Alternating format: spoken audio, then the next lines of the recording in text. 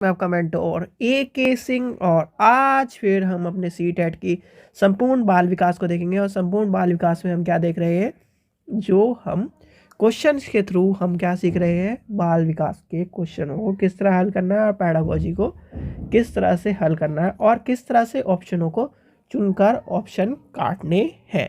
चलिए तो आज समय व्यर्थ न करते हुए अपने बाल विकास को समझते हैं। और बाल विकास में जो क्वेश्चन आंसर सीरीज चल रही है आपकी, और कहीं ना कहीं ये क्वेश्चन आंसर सीरीज आपके एग्ज़ाम में बहुत ही सूटेबल साबित होगी। और EVS की आपको क्या है, समरी मिल ही रही है। साइंस की रितु मैडम करा ही रही है और मैथ्स की अभी रितु मैडम आपको कराना स्टार्ट कर देगी। ठीक है, जो चलिए तो आज की क्लास शुरू करते हैं। चलिए तो पहला क्वेश्चन क्या कह रहा है, आज पहला क्वेश्चन क्या है, कथन और कारण के ऊपर है। यानी कथन और कारण के ऊपर मैंने आपको कहा था, अगर आपको इसमें क्या होता है, ध्यान से देखना पड़ता है, दोनों ही सही है या फिर एक सही है, ये सब चीज़ से इम्पोर्टेंट होता है। तो सबसे पहला क्या कह रहा है, कथन, यानी कि कथन क्या कह रहा है आपका, जब शुरुआत में कोई विद्यार्थी किसी समस्या को हल नहीं कर पा रहा है या हो तो अध्यापक को उससे बोल कर सोचने के लिए प्रोत्साहन करना चाहिए। यानी कि उसे क्या कर रहा है, प्रोत्साहन कर रहा है। बिल्कुल सही बात है भाई। आप क्या हो, आपका बच्चा पहली बार चलना सीखता है, ठीक है। जब पहली बार चलना सीखते हैं तो आप क्या करते हो, उससे दूर खड़े हो जाते हो, सर्टेन यानी कि दूर खड़े हो जाते हो और कहते हो आओ बेटा आओ, जल्दी आओ जल्दी आओ, इस तरह की बात करते हो। तो वो क्या करता है, खड़े होकर धीरे धीरे धीरे धीरे यानी कि टमक टमक करके वो चलना आता है और आपके पास आके एकदम लग जाता है, गले से लग जाता है। तो वही क्या है, कहीं ना कहीं आप उसको प्रोत्साहन कर रहे हो और यही चीज़ क्या कर रहा है यहाँ पर आपको बता रहा है। तो ये आपको क्या हुआ, बिल्कुल राइट आंसर है, यानी राइट ऑप्शन है। चलिए आगे देखते हैं। मौखिकरण और बोलकर सोचने, विचार और क्रमिक यानी कि क्रमित करना और दूसरों की यानी दी गई समस्या को हल ढूंढने के लिए मदद करना। बिल्कुल सही बात है, दोनों ही क्या होंगे, सही हो जाएंगे। तो सही होने का मतलब ये है, तो अगर दोनों सही होंगे तो इसका मतलब हो जाएगा ऑप्शन नंबर ए। ठीक है, तो इस चीज़ का ध्यान रखना भाई। आप अगर मैरिड हो तो आपने इस एक्सपीरियंस को महसूस किया होगा। अगर अनमैरिड हो, यानी कि अनमैरिड हो, तो क्या है, जैसे ही आप क्या करोगे उस स्थान पर या फिर उस समय आपको ये चीज़ें महसूस होंगी कि ये क्वेश्चन कहीं ना कहीं हमने क्या पढ़ा था, CTET में पढ़ा था और ये हमारे आज ज़िंदगी में वापस आ चुका है। तो इस चीज़ का भी ध्यान रखना।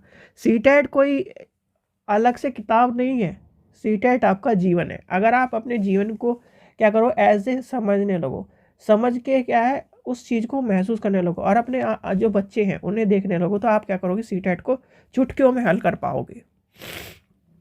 चलिए कक्षा में जेंडर रूढ़िवादिता को रोकने के लिए एक महत्वपूर्ण है कि, क्या महत्वपूर्ण है, अंतर जेंडर पारस्परिकता को प्रतिबंधित किया जाना चाहिए। गलत, बिल्कुल।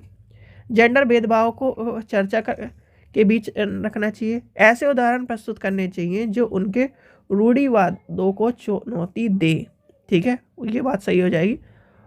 रोमांच गतिविधियों को जेंडर नहीं, ये कहीं ना कहीं अप्रोप्रिएट नहीं बैठते। जब आप क्या करते हो, जैसे कि आप मान के चलो कोई बच्चा कहता है कि मैडम लड़कियां तो बायो पढ़ती है और लड़के क्या है, मैथ्स पढ़ते हैं, ये कहने लगे। या कोई भी आप एज ए टीचर हो, यानी कि मेल टीचर हो, सबसे पहली बात है आपको मैं एग्जांपल लेके ही समझाना पड़ेगा। जैसे आप मेल टीचर हो, ठीक है, या आप मेल टीचर हो, क्लास में 40 बच्चे हैं, नाइन्थ या 10th मान के चलते, 10th क्लास के आप क्लास में पढ़ा रहे हो। एग्जाम्पल के लेके चलो, वैसे तो छोटे बच्चों की क्लास का एग्जाम्पल है। 10th क्लास के, अब आप कह रहे हो कि अगले साल बच्चों आपने क्या करा, हर स्टूडेंट ने ये फेस किया हो कि अच्छा आप 10th के बाद कौन सी साइड लोगे, ये सबसे पूछा जाता है, ये जनरली क्वेश्चन है सबका टीचर होगा। ठीक है, तो आपके मेल टीचर ने पूछा कि बच्चों क्या लोगे, तो एक लड़की ने कहा कि मैं PCM लूँगी, यानी कि PCM लूँगी। ठीक है, यानी साइंस विद मैथ लूँगी। ठीक है, अब वहीं पर एक लड़का खड़े होकर कहता है कि सर लड़कियों को तो बायो पढ़ना चाहिए, इस तरह का उसने कमेंट करा। ठीक है, क्या करा, इस तरह का उसने कमेंट करा। एज ए मेल टीचर आपको क्या रिस्पॉन्स करना चाहिए? एज ए मेल टीचर आपको रिस्पॉन्स उस टाइम पे ये करना, यानी कि उस टाइम पे चाहे आप एक नेतृत्व या फिर नैतिक रूप से भी आपको ये करना चाहिए, नहीं लड़के क्या, यानी कि लड़के भी एमबीबीएस करते हैं क्या? लड़के एमबीबीएस करते हैं तो उन्हें, यानी कि लड़कों को बायो, अगर यही रूढ़िवादिता को लेके चले तो लड़कों को बायो नहीं पढ़नी चाहिए, वो क्या खाली इंजीनियरिंग में जान जानी चाहिए? यही बात कह सकते हो कि नहीं कह सकते आप?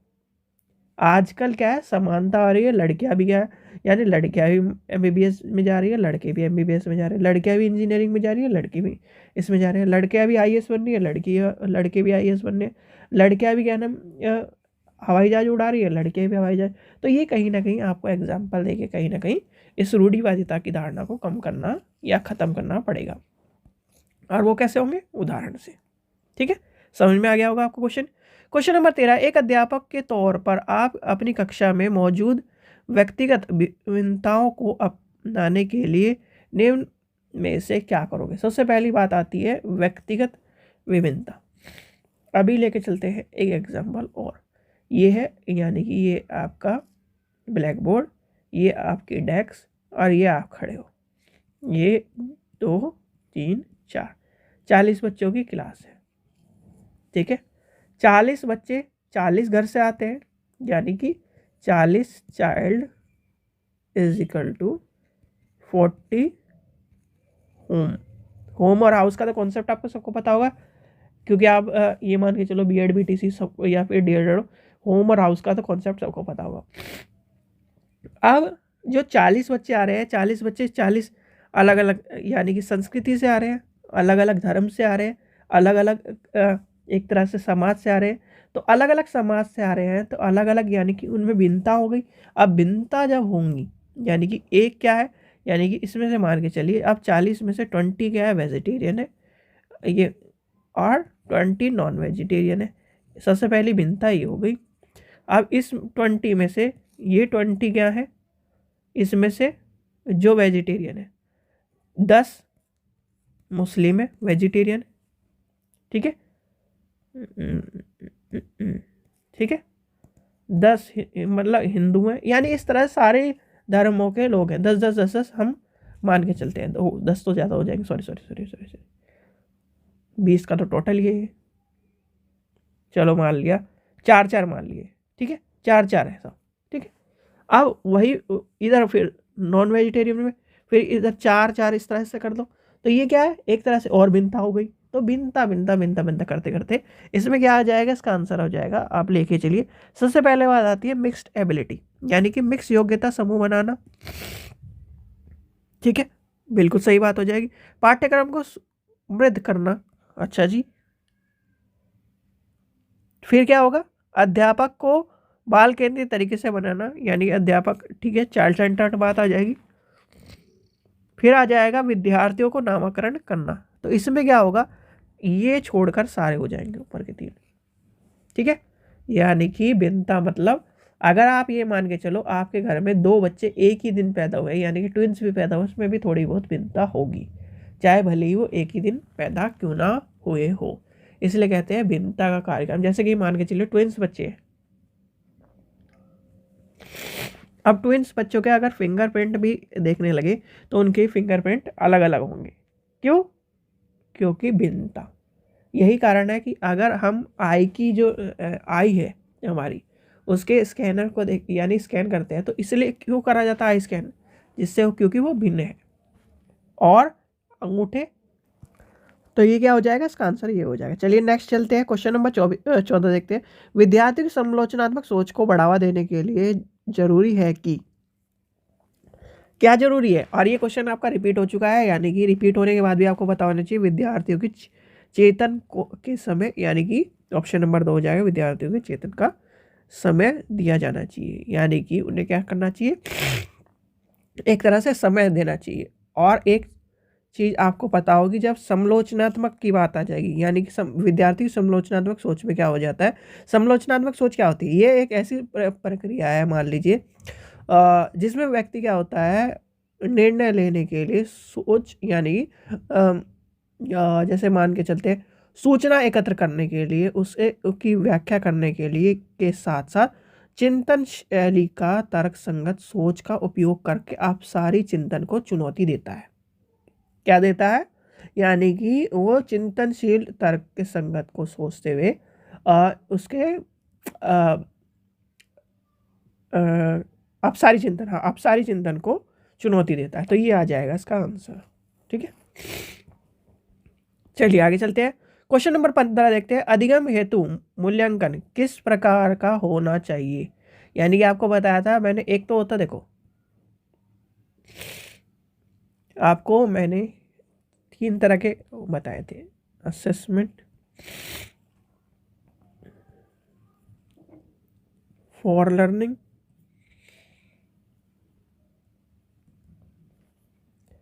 Of learning, as learning.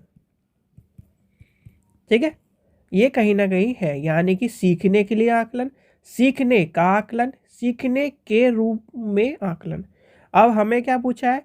अधिगम हेतु मूल्यांकन किस प्रकार का है? अब अधिगम यानी कि अगर इसे इंग्लिश में लेके चले तो क्या है? For assessment, for learning. इसलिए कहता हूँ इंग्लिश में भी पता होना चाहिए। तो ये क्या हो जाएगा? ये हो जाएगा रचनात्मक। ठीक है, ना तक परीक्षा केंद्र होता है, ना मापदंड होता है, ना मानकीकृत होता है, ये होता है रचनात्मक। और आपका क्या है? ये आपका हो जाएगा रचनात्मक। समझ में आ गया आपको? चलिए आगे चलते हैं। क्वेश्चन नंबर नेक्स्ट देखते हैं। क्वेश्चन नंबर नेक्स्ट क्या कहता है? 16 नंबर कहता है, विभिन्न जनजातीय समूह से संबंधित विद्यार्थियों से युक्त कक्षा में एक अध्यापक को क्या करना चाहिए? भैया अध्यापक को क्या करना चाहिए? अध्यापक को जब आती है अध्यापक की बात, तो इसमें देखेंगे सबसे पहला ऑप्शन क्या कहता है? विद्यार्थियों को समान संचितों के आधार पर वर्गीकृत करना चाहिए। नहीं, ये गलत हो जाएगा। ऐसी चर्चाएं सुसाधित करनी चाहिए जिसमें विभिन्नता के प्रति स्वीकृति और सम्मान पैदा हो। ये बात सही कह रहा है, तो आगे पढ़ने की जरूरत ही नहीं है। तो यानी कि इसका आंसर हो जाएगा ये। ठीक है, तो इसका आंसर हो जाएगा ऑप्शन नंबर 2। क्वेश्चन नंबर 17 देखते हैं। आपका स्कूल विभिन्न सुविधाओं की पहचान पाने के लिए सीढ़ी, दरवाजों और दूसरी वस्तुओं संबंधित स्वरूप द्वारा पैदा की गई बाधाओं को दूर करने के लिए एक अपने आधारभूत संरचनाओं में सुधार कर रहा है। ऐसा करके स्कूल प्रोत्साहन करना चाहता है। तो किस चीज़ के लिए बात कर रहा है? कौन सी स्ट्रेटजी अपना रहा है वो? ये आपको मैंने बताया था, मिक्स एजुकेशन। अब मिक्स एजुकेशन इसमें ढूंढो कहाँ है? मुख्य धारा नहीं, बहिष्कार नहीं, एकीकृत नहीं, समावेशन। यानी कि ऑप्शन नंबर क्या हो जाएगा? इंक्लूसिव, यानी कि मिक्स एजुकेशन की बात कर रहा है। भाई आप ये मान के चलो, कोई बच्चा व्हील चेयर से आता है, अब सीढ़ी की जगह उसने क्या कर दिया? रैंप बनवा दिया। आपने देखा होगा कि पहले, आज से क्या नाम 5 से 10 साल पहले, यानी कि सीधे सीधे 24 से रुकिए 1 मिनट, हाँ 24 से पहले, सॉरी 14 से पहले क्या था कि सब जगह हॉस्पिटलों में सीढ़ियाँ थी, रैंप नहीं था। तो जब गवर्नमेंट आई थी तो इन्होंने क्या कहा था कि सब जगह रैंप होनी चाहिए। क्यों? क्योंकि जो विकलांग है, जो दिव्यांग है, या फिर इस तरह के जो कहीं ना कहीं जो फिजिकली हैंडीकैप वर्ड को हटाकर उन्होंने क्या करा था? दिव्यांग वर्ड करा था, दिव्यांग ही करा था। ये सब चीज़ें आपको पता है। तो यानी कि उन्होंने वर्डिंग को हटाया। उन्होंने क्या कहीं ना कहीं उनको सम्मान देने के लिए हर ऑफिस में, हर जगह पर क्या करा? रैंप बनवाने के लिए। एक तरह से हॉस्पिटलों में ज़्यादातर जहाँ गवर्नमेंट, एक तरह से गवर्नमेंट जितनी भी जगह है वहाँ सारी जगह रैंप आपको देखने के लिए मिला हुआ। और स्कूलों में भी आजकल आपको क्या है? एक यानी कि इस तरह होता है, जैसे मेन गेट है तो यहाँ इतने हिस्से में क्या होगा? रैंप का होगा, और इतने हिस्से में आपकी सीढ़ियाँ हो। तो ये सुविधा इसलिए करी गई थी, यानी कि समावेशन के लिए ही करी गई थी, यानी मिक्स एजुकेशन के लिए ही करी गई थी। क्वेश्चन नंबर 18 देखते हैं। नेक्स्ट देखते हैं। छिन्न दृष्टि से जूझते विद्यार्थियों को समायोजन हेतु एक अध्यापक को क्या करना चाहिए? उसे मौखिक, यानी कि सारी चीज़ें क्या करनी चाहिए? मौखिक पढ़ानी चाहिए। और वो क्या है?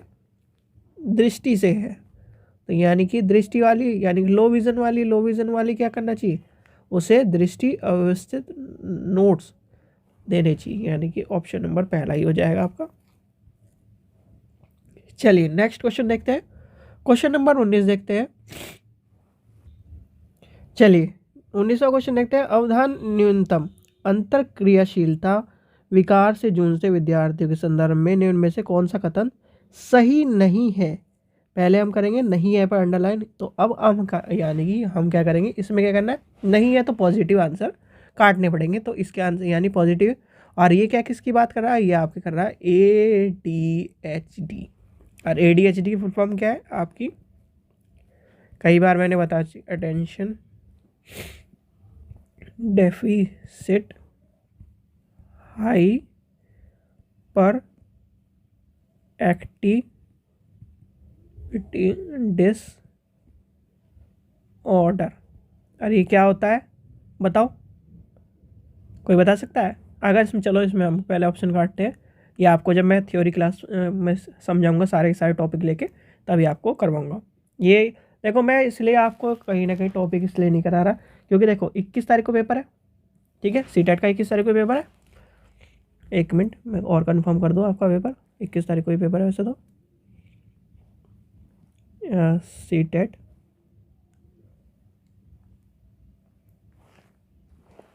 हाँ 21 जनवरी को पेपर है। तो यानी कि अगर अभी से बढ़ाने लगूंगा, पहली बात तो बच्चों को वही है कि आजकल जिस तरह से माहौल चल रहा है याद नहीं रहता, और वही है कि आखिरी मोमेंट पे चीज़ें थोड़ी बहुत ज़्यादा याद रहती हैं कि चलते चलते याद कर ली, अच्छा वो जो अभी मैं देख के आया था, यानी कि जैसे ये थोड़ी बहुत चीज़ें याद रह जाती है। तो चलिए ऑप्शन पहले काटते हैं हम।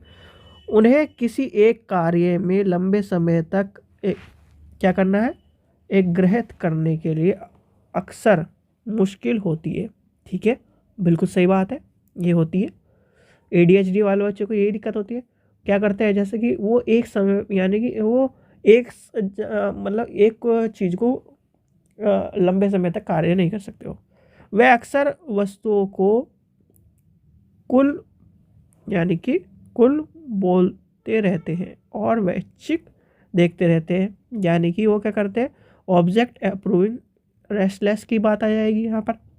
फिर आ जाएगी वह किसी कार्य पर काम करते हुए आसानी से विचलित हो जाते हैं, यानी कि विचलन हो जाता है, यानी कि विचलन हो गया यहाँ पर, उसकी जो वस्तु है उसे क्या नाम वो देख नहीं पा रहा। आखिरी क्या बचा, उनकी काफ़ी लंबे और काफ़ी लंबी और स्थिति, और ये आपका बिल्कुल सही हो जाएगा, यानी गलत पूछा है तो ये हो जाएगा आंसर ऑप्शन नंबर, यानी कि लॉन्ग एंड अटेंशन की बात कर रहा है।